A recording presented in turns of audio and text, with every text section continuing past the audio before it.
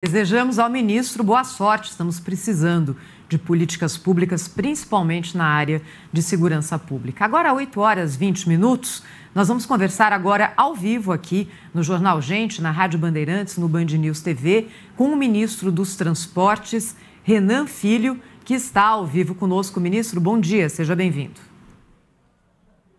Olha, bom dia, um grande prazer conversar com vocês. Obrigada. Ministro, a gente falava há pouco aqui no jornal sobre a balança comercial brasileira em 2023 e os números superlativos, não é? Da produção agrícola brasileira, especialmente a de soja, que bateu recorde em 2023 e, na contramão de outros produtos agrícolas, deve bater recorde de produção novamente agora em 2024. Mais de 150 milhões de toneladas o Brasil vai produzir de soja, boa parte para exportação para a China. E isso, é claro, tem uma questão logística ligada à exportação, que é das mais relevantes. Então, a gente gostaria de começar aqui a nossa conversa com o senhor, perguntando sobre logística para transporte da produção agrícola brasileira. E tem um ponto aí que é importante, né, ministro? A Ferrogrão, aquele projeto que nasceu no governo Dilma, virou PPP no governo Temer e até agora não saiu do papel, principalmente porque ficou parado muito tempo no Supremo Tribunal Federal. Como o senhor, como gestor dessa área, vê o projeto da Ferrogrão? Que novidade que o senhor pode contar para a gente? Olha, todo o investimento em infraestrutura ele é muito relevante, sobretudo para escoar a produção do Brasil Central. O Brasil é um país jovem, ainda em maturação da sua economia. O centro gravitacional da produção no Brasil ele tem se modificado ao longo dos tempos. E nos últimos anos, o estado do Mato Grosso do Sul, Goiás, tem concentrado a maior parte da produção agrícola de grãos do país. E, obviamente, como uma parte significativa do produzido no Brasil é escoado para ser vendido ao mundo, ele precisa chegar aos oceanos. E para chegar aos oceanos é fundamental que nós tenhamos uma infraestrutura compatível. E ter ferrovias é o melhor caminho, é mais eficiente, do ponto de vista econômico, é mais correto ambientalmente e preserva as nossas rodovias, evitando o conflito entre caminhões de grande carga com as pessoas que trafegam em ônibus ou em carros e até em motocicletas, de maneira que é fundamental para um Brasil mais moderno, mais competitivo internacionalmente, que a gente avance com investimentos em infraestrutura. A gente tem duas ferrovias que são fundamentais para escoar a produção do Brasil Central, a Norte-Sul, e agora estamos construindo a FICO, que é a Ferrovia de Integração do Centro-Oeste. E tem o projeto da Ferrogrão, que é fundamental para ligar o Mato Grosso à saída pelo Arco Norte, no Pará, ligando ali de Sinop, da cidade de Sinop, no Mato Grosso, até Miritituba, no Pará.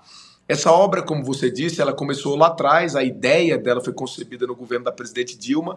O presidente Temer transformou o projeto em uma ideia de parceria público-privada e editou uma medida provisória que se transformou em lei. E essa lei foi questionada no Supremo Tribunal Federal, que declarou parcialmente a sua inconstitucionalidade e permitiu que andássemos com os projetos. Nós tivemos 6 meses a partir do final do ano passado para atualizar o projeto e para estabelecer uma relação com os povos originários e com as reservas federais existentes na região, as condições técnicas necessárias do ponto de vista legal para que o investimento possa ir adiante. A Ferrogrão está no PAC, nós estamos atualizando os estudos e esperamos ao longo dos próximos meses estar com o estudo pronto para solicitar aí o licenciamento ambiental para ela. Esse é o caminho a percorrer, é um investimento relevante, porque, como você disse, a produção no Brasil não para de crescer. A safra como um todo esse ano vai ser um pouquinho menor do que a safra como um todo de grãos do ano passado.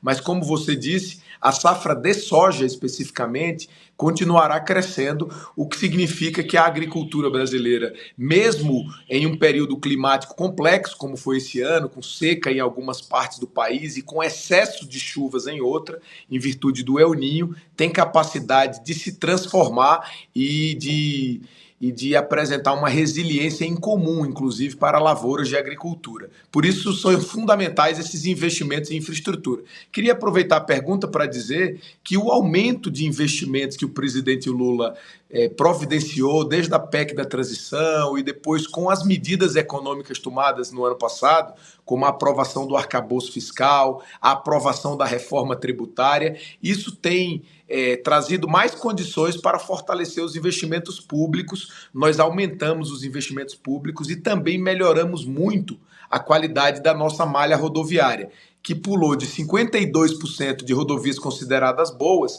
para 67% no primeiro ano. Foram 15 pontos percentuais de melhora e nós estamos com uma meta para levar as rodovias boas no Brasil, consideradas boas, para 80% já nesse segundo ano do governo do presidente Lula, o que será a melhor marca histórica desde 2012 para as nossas rodovias federais. Isso também colabora muito para o bom escoamento da nossa produção. Ministro, algumas questões aí sobre a Ferrogrão que o senhor tratou, né? Seja muito bem-vindo aqui ao Jornal Gente. Bom dia para o senhor. Primeira delas, o governo pretende estar atento aí a ações judiciais que paralisam obras dessa magnitude para reverter essas decisões da justiça e buscar os esclarecimentos necessários para que a Ferrogrão possa ser concluída? E quando que ela vai ser concluída? Qual que é a nova previsão? Não, certamente o governo estará atento. A Ferrogrão ainda tem alguns desafios. A Ferrogrão é uma obra de grande monta, é um investimento superior certamente a 30 bilhões de reais. O projeto está sendo atualizado ainda. A gente vai aprovar a atualização de preços do projeto, verificar o traçado definitivo do ponto de vista de engenharia e depois disso nós vamos solicitar a licença ambiental. Paralelamente, nós vamos buscar investidores para esse empreendimento, porque investimentos dessa monta, eles não são feitos no Brasil com recursos eminentemente públicos, até porque o governo não tem. Só para fazer uma comparação, esse ano nós vamos investir algo em torno de 18 a 20 bilhões de reais em todos os modos de transporte no Brasil, o que significa dizer que um investimento sozinho de 30 bilhões de reais ele é muito significativo e precisa atrair o capital da iniciativa privada. Mas a iniciativa privada não coloca os seus recursos se as coisas não forem feitas corretamente. E no passado, essas coisas não foram feitas corretamente, por isso mesmo o Supremo Tribunal Federal impediu o andamento da obra. Agora nós vamos fazer as coisas como a experiência pretérita mostra que nós devemos fazer. A gente precisa atualizar o projeto, levar o projeto ao mercado e buscar o licenciamento ambiental, levando em consideração as questões da nossa Constituição. Por exemplo, só para explicar quem nos ouve e não sabe o detalhe do que aconteceu no passado. Lá há uma reserva indígena federal. E a Constituição brasileira diz que reserva indígena não pode ser suprimida. E a medida provisória, que foi editada pelo presidente Temer, ela ampliava a área da reserva indígena porque suprimia uma parte aonde a ferrovia Ferrogrão passaria, mas ampliaria numa outra parte. É como se tivesse ampliado a área total, ampliando em outro local. Só que quando essa medida provisória foi editada, ela foi ao Congresso Nacional, a solução era até engenhosa, porque a Constituição não diz que você não pode diminuir em nenhum pedaço. Ela diz que não pode haver diminuição, mas o que havia sido feito tinha sido um aumento da área. Mas quando foi ao Congresso, os parlamentares naquele momento compreenderam que a reserva já era muito grande e não precisava ser aumentada. Isso foi uma compreensão política. Tudo bem, e a lei foi aprovada sem a parte que aumentava a reserva. E aí o que é que houve? Houve um descumprimento da Constituição, porque a Constituição impede que se diminua reserva indígena no Brasil. Então, coisas como essa vão ser feitas com outro caminho legal para que a gente não sofra as ações judiciais que a Ferrogrão sofreu no passado. E aí, ministro, nesse caso, o caminho que é vislumbrado pelo governo do presidente Lula é voltar àquela situação original, aumentando o território dessa reserva, mas liberando essa passagem para a Ferrogrão, uma obra gigantesca, né? Quase 1.000 quilômetros. Existem outros entraves ambientais no trajeto da Ferrogrão, não? Existe basicamente as questões indígenas e as questões ambientais de maneira geral, né? Nessa mesma área já passa uma rodovia muito conhecida, que é a BR-163. A Ferrogrão ela terá um traçado paralelo, não obrigatoriamente na faixa de domínio, mas paralelo à BR-163, que faz exatamente o mesmo trajeto, leva de Sinop até Miritituba. O governo do presidente Lula, do ponto de vista legal, ainda está verificando qual será o melhor caminho para cumprir a legislação brasileira. Do ponto de vista da área de transportes, nós estamos atualizando o projeto, porque a gente só pode pedir o licenciamento ambiental quando nós tivermos com o traçado definido para a Ferrogrão atualizadamente, com preços estabelecidos, para que assim a gente apresente aos órgãos de controle ambiental quais são os eventuais impactos ambientais existentes e como será a sua mitigação. Nós estamos conversando ao vivo na Rádio Bandeirantes, no canal Band News TV, com o ministro dos Transportes, Renan Filho. Vamos falar um pouco de rodovia? Ministro, 13 leilões estão planejados pelo governo federal para esse ano de 2024. Qual que é o total de investimentos aí planejado para essa área e quais são as principais rodovias que serão leiloadas? Nos novos leilões, a gente espera pelo menos um capex da ordem de 120 bilhões de reais com esses 13 leilões, com a concretização dos 13 leilões. Várias rodovias serão leiloadas, principalmente nos estados do Rio de Janeiro, São Paulo, Minas Gerais, Mato Grosso do Sul, Rondônia, exatamente fazendo valer as necessidades da produção do Brasil Central, como colocado aí no caso da Ferrogrão, né? Rodovias muito importantes como a BR-040, a Rota Zebu, que pega aquela região ali também do Triângulo Mineiro, né? A região central do estado de Goiás, cidades importantes como Jataí, Rio Verde, né, Rondonópolis, no Mato Grosso, todas elas contempladas com concessão, para que a gente, por meio de atração do capital privado, consiga adequar a nossa infraestrutura às necessidades da nossa economia e das pessoas também. Então, o presidente Lula, ele compreende que a melhor maneira de melhorar definitivamente a nossa infraestrutura é somar esforços, fortalecer os investimentos públicos e também atrair o capital privado. Então nós esperamos investir com recursos públicos algo em torno de 80 bilhões de reais em transportes no PAC, no novo PAC lançado pelo presidente, e era atrair algo em torno de 280 bilhões de reais em investimentos privados, não todos do governo, mas numa carteira de investimentos que será colocada de pé no governo do presidente Lula, demonstrando a importância que tem nesse segmento os investimentos privados para melhorar a nossa infraestrutura. Ministro, olhando a infraestrutura, não é, de transporte do Brasil como um todo, hoje, ferroviária, rodoviária, fluvial, onde é que está o nosso maior gargalo?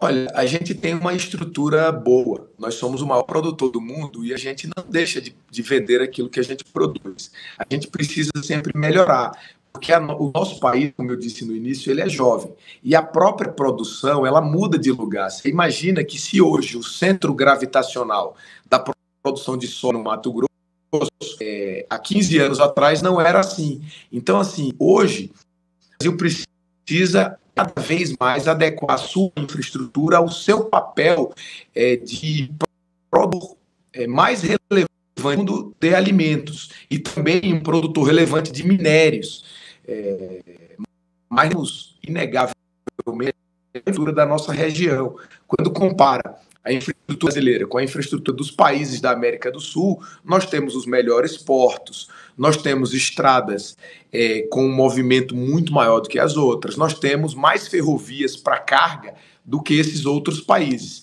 Entretanto, a gente precisa se aproximar dos países mais desenvolvidos do mundo, porque agora nós voltamos às 10 maiores economias do planeta.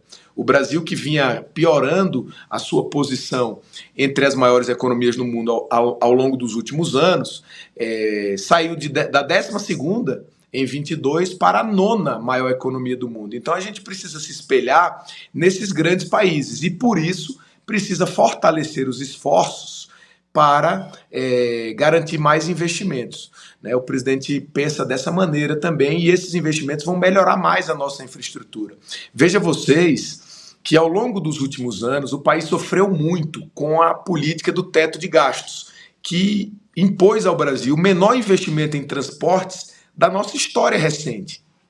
Isso foi alterado e certamente isso vai ajudar bastante. Enquanto o país, no ano passado, investiu aproximadamente 7 bilhões de reais em transportes no Ministério da Infraestrutura, esse ano nós investimos 14 bilhões e meio. E nesse próximo ano vamos investir entre 18 e 20 bilhões. O investimento está em crescimento. Isso significa melhoria da infraestrutura. Quando o investimento cai, significa também piora da infraestrutura. De 2016 até 2022, as rodovias brasileiras pioraram em qualidade. Saíram de 62% consideradas boas para 52%. Caíram 10 pontos percentuais. E no primeiro ano do governo do presidente Lula, com melhoria de investimentos, nós já elevamos para 7 a qualidade das rodovias e vamos chegar a 80 em breve. Esse é o resultado do investimento. Infraestrutura responde a investimento e responde também à falta dele. Quando você para de investir, ela piora rapidamente. Então a gente tem essa concepção e eu acredito que nós vamos melhorar mais a infraestrutura do Brasil para preparar cada vez mais essa economia para o crescimento econômico, que, aliás, é o que está desenhado pelo ministro Fernando Haddad, com indicadores muito positivos na economia para acontecer nos próximos anos, assim como já aconteceu no ano de 23. Ministro, os modelos de concessão que nós tivemos ao longo da nossa história, hoje eles já podem ser avaliados com uma tranquilidade muito maior do que no passado, né? Porque nós já experimentamos vários modelos em estados, por parte também do governo federal. Qual é o modelo ideal aí na visão do Ministério dos Transportes hoje para a concessão das rodovias? Olha, a gente já teve 4 etapas antes do governo do presidente Lula e agora nós lançamos a 5ª etapa, que é exatamente fazendo isso que você fala, né? Há uma curva de aprendizagem, como chamamos por aqui. O Brasil é jovem em concessão, é um país jovem em concessão. Nós começamos lá no final da década de 90, mas nós avançamos bastante, já fizemos muitas. Se a gente for olhar mundo afora, talvez nós já tenhamos mais concessão do que a maior parte dos países do mundo. Mas precisamos evoluir. E na 5ª etapa, nós lançamos uma evolução do programa de concessões, né? Implantando novas tecnologias, buscando a redução de tarifas e a garantia dos investimentos, buscando mais segurança para o investidor privado, com uma matriz de risco mais sóbria e com capacidade de mitigar o risco, e buscando também, nos contratos desequilibrados, promover o reequilíbrio, a otimização desses contratos, a fim de trazer novos investidores que tinham investido no passado e estavam fora do mercado, justamente porque os contratos tinham ficado desequilibrados e há muitos anos sem solução. Eu acredito que isso vai fortalecer a segurança institucional, jurídica e também a segurança para o investidor, e vai permitir que a gente acesse mais os capitais privados para fortalecer a infraestrutura. Isso somado à queda da taxa de juros, que tem sido a tônica do Brasil ao longo do último ano e será também agora em 24, a gente espera que no final do ano a taxa de juros chegue ali em torno de 9%, né? Ela vai cair de quase 14 para 9%, vai cair 5 pontos percentuais em 2 anos. Se isso ocorrer, isso certamente vai ampliar a atratividade dos projetos de longo prazo, investimentos em infraestrutura, projetos de longo prazo, adicionando ainda um fator bastante positivo a essas mudanças que nós já fizemos a fim de melhorar a política de concessões do Brasil. Ministro, a gente percebe nos planos que o senhor coloca para a gente aqui que a participação do capital privado vai ser essencial, tanto nas rodovias quanto na construção ou ampliação de ferrovias. Pelas conversas que o senhor tem, de onde vem esse capital? Quem quer colocar dinheiro aqui no Brasil? Quem são esses empresários? De que países? E o que a gente pode fazer aqui para melhorar o nosso ambiente jurídico e trazer mais capital externo? Olha, é uma excelente pergunta sua. O Brasil já é o 2º país no mundo que mais recebe investimento privado. A gente recebe capitais na nossa Bolsa de Valores. Aliás, a Bolsa de Valores do Brasil bateu recordes no ano passado. Ela chegou a 134 mil pontos pela primeira vez na história. E chegou por quê? Chegou porque o mundo compra ações das empresas brasileiras porque elas são empresas rentáveis. Porque o mercado privado no Brasil gera recursos e as pessoas desejam se associar a essas companhias no mundo inteiro. A gente também recebe muito recurso para infraestrutura e esse ano foi um ano também inovador. Foi a primeira vez que nós recebemos investimentos dos fundos soberanos da Arábia Saudita e de Singapura, que são dois detentores de um volume extraordinário de recursos, justamente no caso da Arábia do petróleo e de Singapura, no caso da modernização que o país viveu ao longo dos últimos anos. Eles têm muito recurso em um fundo estatal soberano que investe em projetos rentáveis no mundo inteiro. E por que eles investem no Brasil? Por que o Brasil é a bola da vez? Primeiro porque a gente é produtor de alimento para o mundo inteiro. Por exemplo, a Arábia Saudita é um país que tem cerca de 40 milhões de habitantes, a maior parte deles jovem, muita gente vindo de fora, porque o país cresce muito economicamente, mas lá não tem como plantar nada. É semiárido, é quase deserto. Então, tudo que eles comem ou alimentam animais vem de outras partes do planeta. Mas vem de onde? Do Brasil. E o Brasil garante segurança alimentar para o mundo. Além disso, o Brasil é um dos mais relevantes países para a preservação ambiental do mundo. A gente tem um dos biomas mais ricos do planeta. E por isso eles querem investir na nossa infraestrutura a fim de que o nosso sistema de transportes, o nosso escoamento da produção seja mais sustentável, emita menos carbono, derrube menos floresta. Por isso o mundo inteiro tem interesse em pagar para ajudar o Brasil a avançar. E em terceiro lugar, porque nós temos projetos rentáveis. Nós somos um país que cresce muito, somos um país jovem. A gente aumenta a produção, o que significa dizer que se alguém fizer uma ferrovia hoje, o Brasil já é o maior exportador de soja do mundo, como você falou no início. E a única coisa que a pessoa tem certeza é que nos próximos anos seremos mais ainda. A diferença só vai se ampliar. Ninguém se aproximará do Brasil na produção de alimentos nos próximos anos. Ao contrário, o Brasil vai se distanciar dos outros países, tendo cada vez mais um papel relevante. Por consequência disso, os nossos projetos são rentáveis e atrativos. E isso também é fundamental para atrair o capital privado, porque ninguém coloca recurso privado onde não tem projeto que devolve o dinheiro e ainda devolve um adicional. É assim que a gente entende e por isso a gente tem certeza aqui no governo que a gente precisa ampliar os investimentos públicos e também fortalecer a capacidade do país de atrair capital privado, mas é sempre muito bom dizer que nós já somos o segundo país do planeta em atração de capital pelos motivos que falei. Conversamos aqui no Jornal Gente nessa manhã com o ministro dos Transportes, Renan Filho, falando sobre projetos para esse ano de 2024. Ministro, obrigado pela atenção conosco aí, até uma próxima oportunidade. Eu que agradeço, um grande abraço. Que tenhamos um bom 2024. Para todos nós.